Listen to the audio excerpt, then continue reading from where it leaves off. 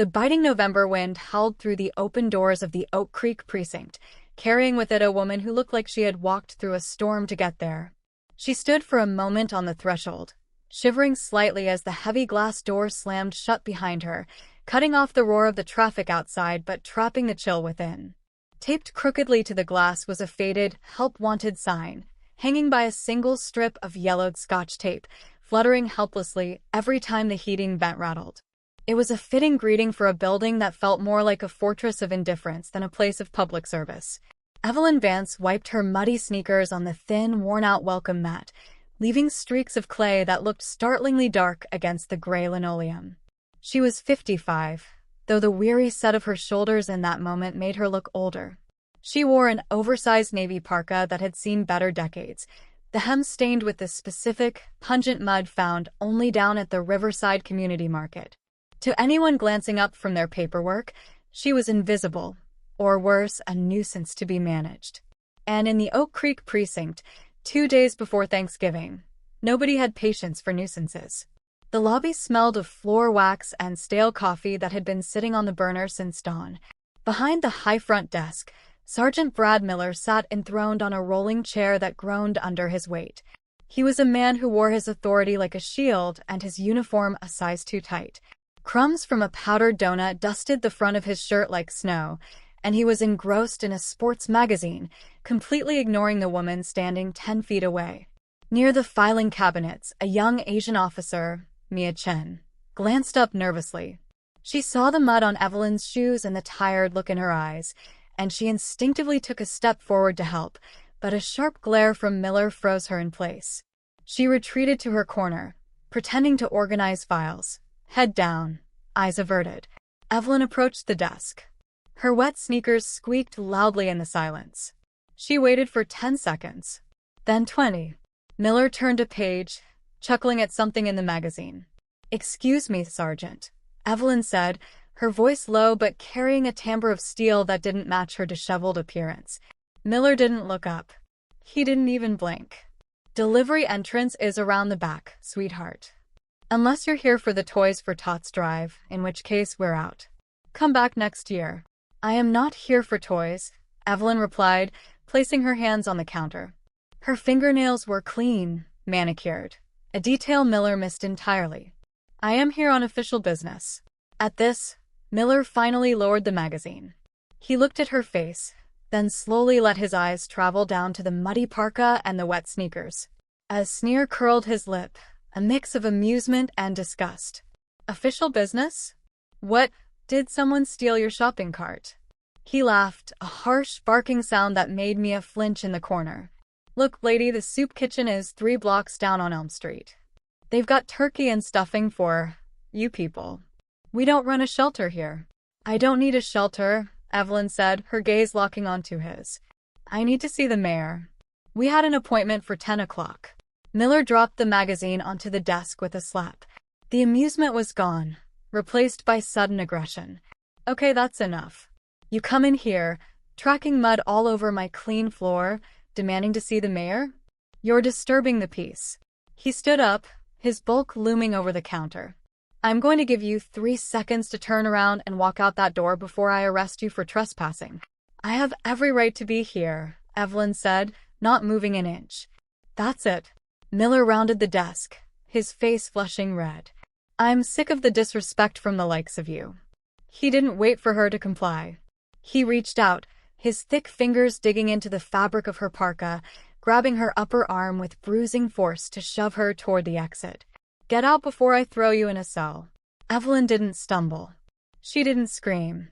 Instead, she planted her feet, reached into the deep pocket of her muddy coat, and in one fluid motion, slammed a heavy leather wallet onto the countertop. The leather fell open, revealing a gold shield that caught the fluorescent lights, blazing with authority. "I suggest you unhand your chief, Sergeant." The sound of the heavy brass badge hitting the laminate counter echoes like a gunshot. Miller freezes, his hand still gripping her arm, as the realization drains the blood from his face. Sergeant Miller is about to learn a very hard lesson, and we are just getting started. If you are finding value in this story and are ready to see the tables turn, drop the number 8 in the comments right now. Don't forget to subscribe to Black Brilliance and turn on the bell. You won't want to miss what happens when the mayor walks through those doors. Your interaction fuels our channel. Let's continue. Sergeant Miller's fingers recoiled from Evelyn's arm as if he had touched a hot stove. He stumbled back against the filing cabinets, his face draining of color until it matched the pale gray of the walls. The magazine he had been reading fluttered to the floor, landing open on a page about fumble recoveries, an irony that was lost on everyone in the room. The silence that followed was absolute, heavy with the kind of tension that precedes a thunderstorm. Even the rattling heating vent seemed to hold its breath. Evelyn didn't shout. She didn't gloat. With slow, deliberate movements, she unzipped the muddy, oversized parka that had made her invisible just moments before. She shrugged it off, revealing a sharp, tailored black blazer underneath, pinned with a small commendation bar from her years in military service. The transformation was instant.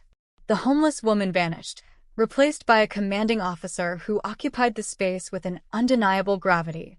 She glanced briefly at the ceiling, her eyes narrowing as if she could see through the plaster to the office on the second floor, sensing that the rot in this building started far above the front desk. Before Miller could find his voice to stammer an excuse, the front doors swung open again. Mayor Richardson stepped in, flanked by 2 city council members. He stopped, taking in the scene. The terrified sergeant, the silent officers, and Evelyn standing tall in the center of it all. "I see you've met Chief Vance," the mayor said, his voice echoing in the quiet lobby.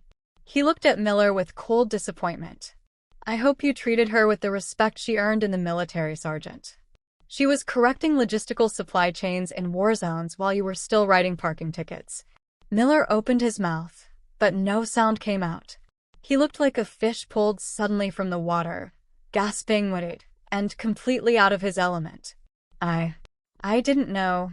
Miller finally managed to wheeze, sweat beading on his forehead despite the cold. "It was a misunderstanding." "Misunderstandings are when you misplace a file, Sergeant," Evelyn said, stepping around the counter to invade his territory. She picked up the duty roster lying next to his donut. Her eyes scanned the columns of names and times. "Assault is a choice." She tapped a line on the ledger. "And so is fraud. It says here you're currently working a double shift, patrolling the North District. Strange, because you seem to be sitting here eating donuts and assaulting your superior." She looked out at the bullpen. The other officers were frozen. Some, the older guard who had laughed with Miller earlier, looked down at their desks, refusing to meet her gaze. But in the corner, young Officer Mia Chen was watching with wide eyes, a flicker of something like hope igniting in her expression. Miller's hand twitched toward his pocket, his thumb hovering over his cell phone screen. Evelyn moved faster than a woman of 55 should be able to. She snatched the device from his hand before he could send a warning text. "Lock the doors," Evelyn commanded, her voice projecting to every corner of the room. "Disable the outgoing phone lines. Nobody leaves. We are auditing this precinct right now." "You can't do that," Miller whispered, though the fight had left his eyes. Evelyn turned to face the entire room, holding Miller's phone up as evidence of the corruption she intended to root out.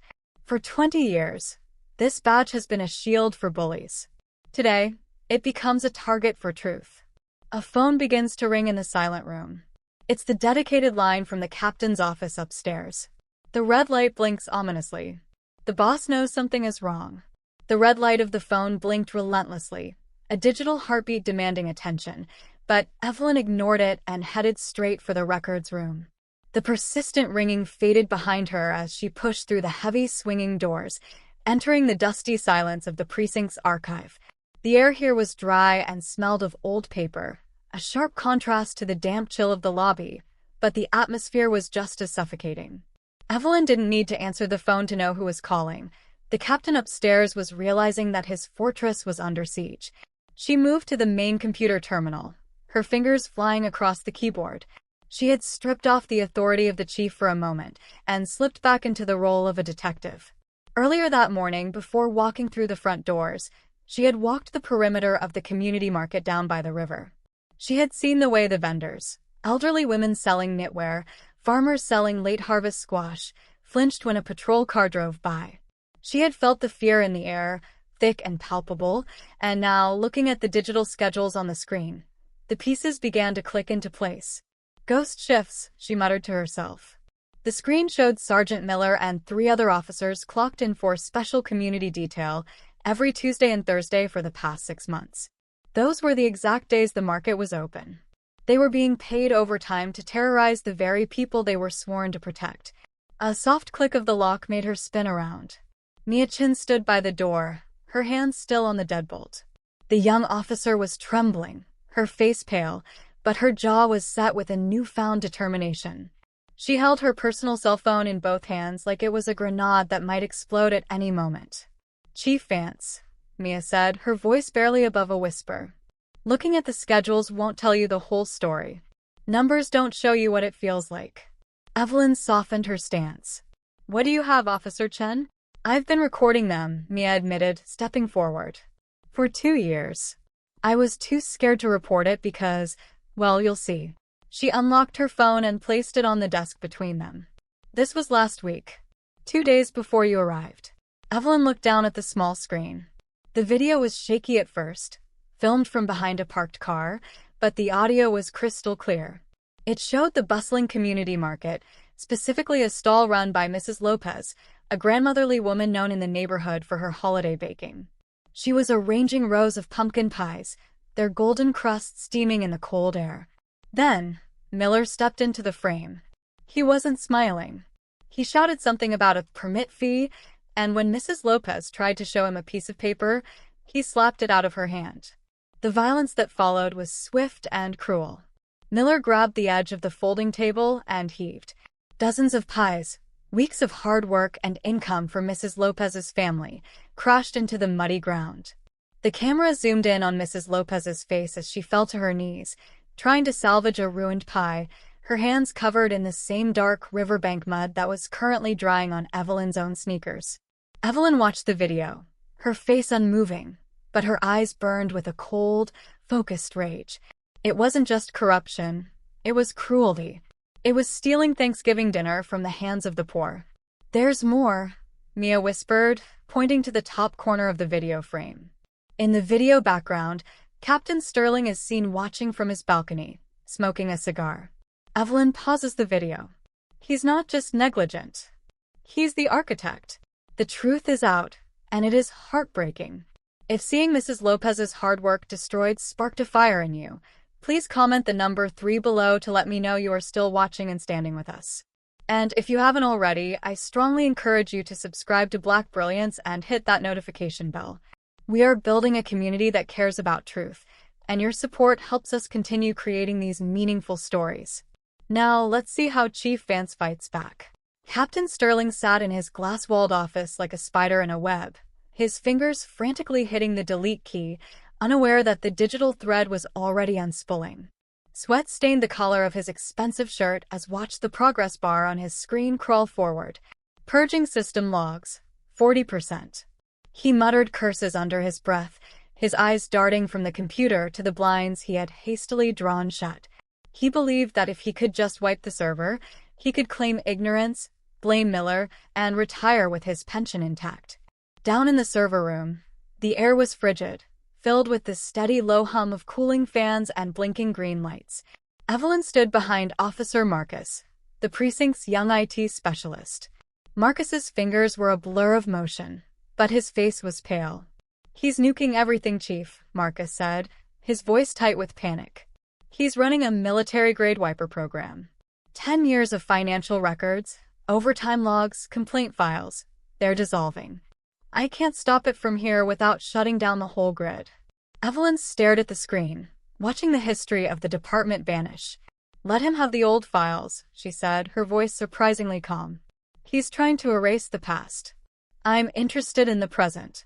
She pointed to a separate monitor displaying the live feed of the lobby, the camera above the front desk. "Maintenance installed a new unit last week. Is it linked to the main server?" Marcus paused, confused. Then his eyes lit up. "No. The new ZX90s upload directly to a cloud backup for manufacturer calibration. He can't touch those files." He typed a new command sequence. "And Chief, the ZX90 records audio, right?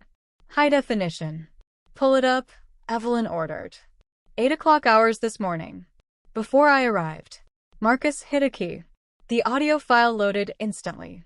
The room filled with the sound of the lobby, crystal clear, devoid of the hum of the servers. It was Sergeant Miller's voice laughing. Then came the deeper, smoother voice of Captain Sterling. I don't care who City Hall sends, Sterling's voice sneered from the speakers. If the new chief is black, break her. Make her day hell. If she quits before Thanksgiving, the mayor will have to keep me on as interim director. And the market vendors? Miller asked. Squeeze them harder, Sterling replied, the malice dripping from every syllable. We can't have them ruining our Thanksgiving bonus. I want a 50% increase on the protection fees. If they can't pay, kick over their stalls. Remind them who owns this town. The recording ended, leaving a heavy silence in the cold room. It wasn't just corruption. It was a premeditated hate crime. It was a conspiracy to destroy a career and starve a community, spoken with casual arrogance. We have him, Marcus whispered, looking at Evelyn with. This proves intent. It proves conspiracy. Upstairs in the glass office, Sterling's screen flashed a warning. External access detected, cloud server. He froze. He realized the wipe wasn't enough. Someone was listening. Desperation clawed at his throat. He looked at the emergency panel on his wall. If he couldn't hide the truth, he would burn the whole place down to cover his escape. He smashed his fist against the red emergency override button. Suddenly, the fire alarm blares throughout the building. Sterling has triggered it to create chaos and escape. Evelyn grabs her radio, seal the exits. Now. The strobe lights of the fire alarm pulsed rhythmically, painting the panicked faces of the officers in alternating flashes of red and white. The piercing shriek of the siren bounced off the linoleum floors, creating a chaotic dissonance that disoriented everyone in the bullpen, everyone except Evelyn Vance. While officers covered their ears and looked around wildly for the source of the fire, Evelyn stood in the center of the room, an island of calm in a sea of red-tinted madness. She didn't flinch at the noise. She simply watched the staircase, knowing exactly who was coming down. Captain Sterling burst onto the floor, clutching a leather briefcase to his chest like a shield. He didn't look like a commanding officer anymore. He looked like a fugitive. He sprinted toward the rear emergency exit, his expensive Italian shoes slipping on the polished floor. He slammed his shoulder against the crash bar, expecting the door to fly open, but it didn't budge. The magnetic locks had engaged the moment Evelyn declared the lockdown. Trapped, Sterling spun around, his eyes wild, searching for another way out. His gaze landed on the main lobby doors, but the path was blocked. Evelyn stood between him and freedom. She held a tablet connected to the precinct's PA system. With a tap of her finger, she cut the fire alarm. The sudden silence was deafening. Then she hit play. Sterling's voice, amplified and distorted by the speakers but unmistakable, boomed through the room. We can't have them ruining our bonus. I want a 50% increase. If they can't pay, kick over their stalls. The officers in the bullpen froze. They looked from the speakers to their captain. The mention of the bonus, money that none of them had ever seen, money stolen from the grandmothers and farmers of their own community, struck a nerve deeper than any policy violation. It's a fake. Sterling screamed, his voice cracking. She doctored the tape. Arrest her. That woman is a fraud. He pointed a shaking finger at Evelyn, but nobody moved. The officers looked at the woman standing tall in her blazer, then at the sweating, desperate man clutching a bag full of secrets. You swore an oath, Evelyn said, her voice carrying to the back of the room without shouting. Not to him. To them. She pointed toward the front windows, toward the invisible citizens of Oak Creek. Anyone who stands with him goes down with him. Sterling realized he was losing control. Panic overrode his training. He dropped the briefcase and snatched the taser from his belt, aiming the yellow weapon directly at Evelyn's chest. I said back off. I'm walking out of here. No, you're not. It wasn't Evelyn who spoke. It was Mia Chen. The young officer, who had been terrified to speak for 2 years, stepped directly in front of Evelyn, shielding her chief with her own body. Move, Chen.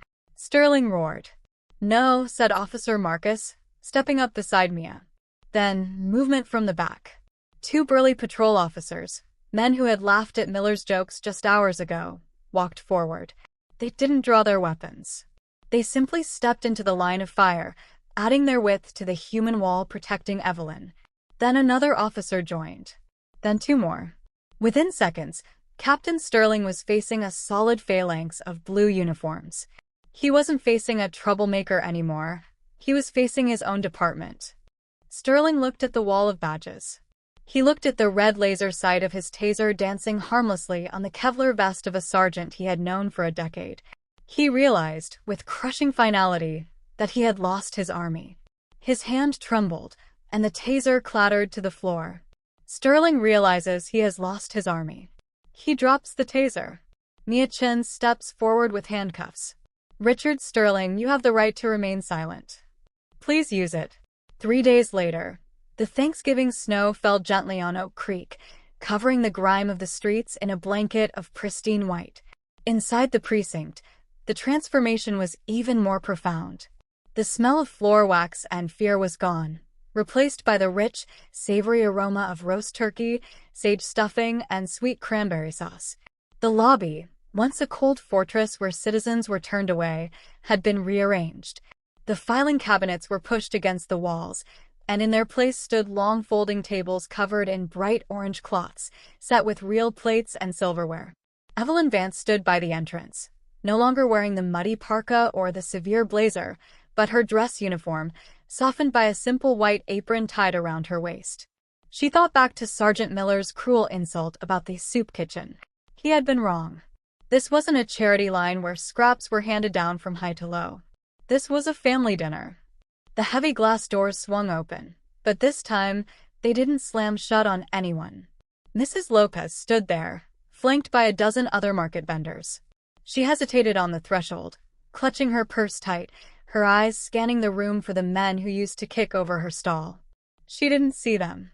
Instead, she saw Officer Marcus holding a platter of dinner rolls and Mia Chin, now wearing a lieutenant's bar, smiling warmly near the punch bowl.